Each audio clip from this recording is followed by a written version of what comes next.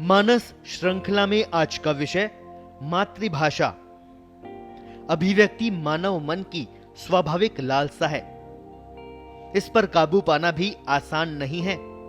यह चिरस्थायी रहती है। सभी कुछ कह लेने के बाद भी मन में आभास बना रहता है कि शायद कुछ छूट गया है, अथवा पता नहीं मेरी बात को सामने वाले ने सही संदर्भ में समझा होगा कि नहीं आदि। अभिव्यक्ति के गुण के कारण ही तो मानव विशेष प्राणी माना गया है। मानव के विकसित मस्तिष्क ने अभिव्यक्ति की अनेक भाषाएं तैयार कर दी, अनेक माध्यम खोज निकाले, और देखते ही देखते वह आज अभिव्यक्ति के एक बड़े जंजाल के बीच फंस गया और उसे इसका आभास तक नहीं हुआ। आज रेडियो, टेलीविजन, अखबार सब कुछ अभिव्यक्ति के माध्यम ही तो हैं, जो केवल सूचना ही नहीं देते। सिनेमा, नाटक आदि की अभिव्यक्ति प्रभावशील होने के कारण ही लोग इन्हें देखते हैं। हमारी संस्कृति इस अभिव्यक्ति के कारण ही पीढ़ी दर पीढ़ी विकृत हो रही है। गीत, संगीत, कला, लोक नाट्य सभी कुछ अपनी अपनी भाषा में कुछ ना कुछ कह रहे हैं। इस अभिव्यक्ति का मूल है भाषा। चूंकि अभिव्यक्ति के धरातल अलग अलग होते हैं, विषय अलग अलग होते हैं, अतः भाषा के भी धरातल अलग अलग होते हैं। इसी के अनुरूप अभिव्यक्ति होती है। शरीर की अपनी भाषा है, बुद्धि की अपनी भाषा है, मन की अपनी भाषा है, समाज और राष्ट्र की अपनी भाषा होती है। इन सबके बीच मातृभाषा का भी अपना विशिष्ट स्थान है। हर व्यक्ति के व्यक्तित्व में मातृभाषा के अंकुर समाहित रहते हैं। व्यक्ति की पहचान बनाए रखने में भी मातृभाषा की अपनी भूमिका होती है। कहने को तो भाषा अभिव्यक्ति का माध्यम है, किंतु आज यह भी देखने में आता है कि भाषा स्वयं ही विषय बनती जा रही है।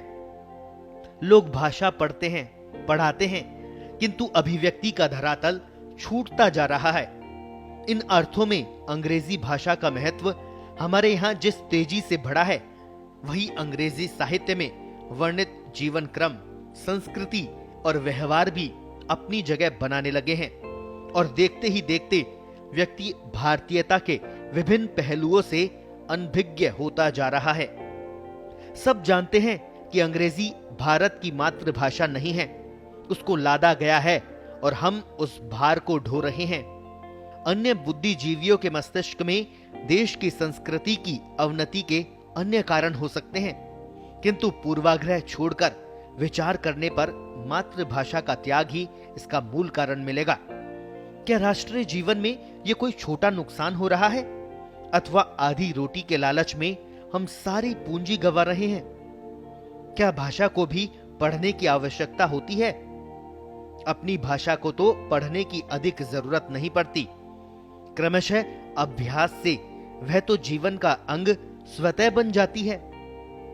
आज किसी ग्रामीण अनपढ़ से हम बात करके देखें, उसकी भाषा में अनेक मुहावरे, अनेक कहावतें और जीवन का सटीक चित्रण हमें मिलेगा। इसके लिए उसको किसी स्कूल में नहीं जाना पड़ा था। जीवन का सारा दर्शन वह मातृभाषा के जरिए सहज ही सीख गया। यदि वह भाषा सीखने जाता तो शायद इतना सीख ही नहीं पाता।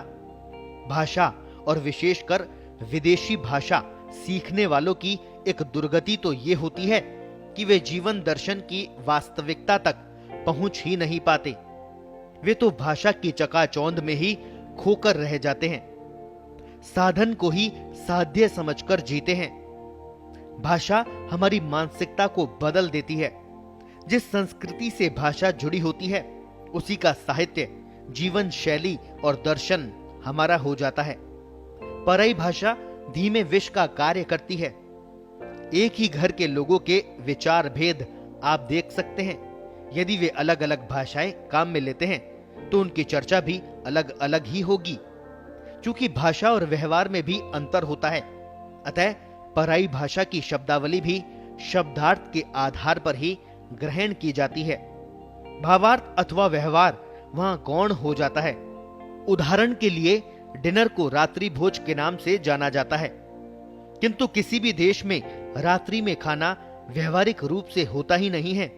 केवल जैन समुदाय ही शाम को खाता है। यूरोप अमेरिका के मूल निवासी तो सभी शाम 7 साढ़े 7 तक खाना खा चुके होते हैं, जबकि हमारे यहाँ 8 बजे तक तो कोई डिनर पर पहुंचता ही नहीं है। डिनर का अर्थ ही रात्रि 10 बजे खाना हो गया है, चाहे अगले दिन सबका पेट खराब हो जाए। इतना ही नहीं, दैनिक चर्या में भी घर में लंच और डिनर की अवधारणा चल पड़ी है, जो कि हमारी जीवन शैली से मेल ही नहीं खाती। आज व्यापारी, अधिकारी सभी लंच के लिए घर जाने लग गए, जबकि विदेशों में लंच का ये अर्थ कहीं नहीं है। भाषा ने हमारी पीढ़ियों में इतना अंतर ला दिया है कि अंग्रेजी माध्यम के बच्चे अपने ही दादा दादी और नाना नानी के लिए विदेशी हो गए। बच्चे क्या पढ़ते हैं बड़ों की समझ में नहीं आता, बड़े क्या कहते हैं बच्चों को उपयोगी नहीं लगता। अनजाने में भाषा ने घर में ही अदृश्य दीवार सी खड़ी कर दी है। टेलीविजन, कंप्यूटर और अंग्रेजी भाषा ने भावी पीढ़ी को मानो हमारे हाथ से छीन लिया है। माँ बाप अवश्य प्रसन्न हैं कि उनके बच्चे अंग्रेजी में होशियार हो रहे हैं, वे नई शिक्षा के साथ अच्छी नौकरी कर सकेंगे, पर भविष्य कैसा बन रहा है ये तो हमारे सामने है। क्या यहाँ ये बात स्पष्ट दिखाई नहीं दे रही है कि बिना मातृभाषा पर अधिकार के आप देश की माटी से नहीं जुड़ सकते? आप बड़े होकर अच्छा कमा कर भी समाज के साथ एकाकार नहीं हो सकते।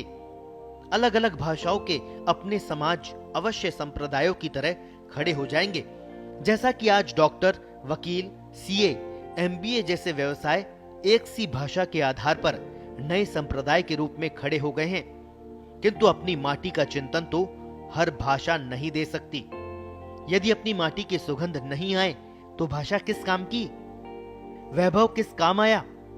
पराई भाषा अपने ही देश में व्यक्ति को पराया कर देती है।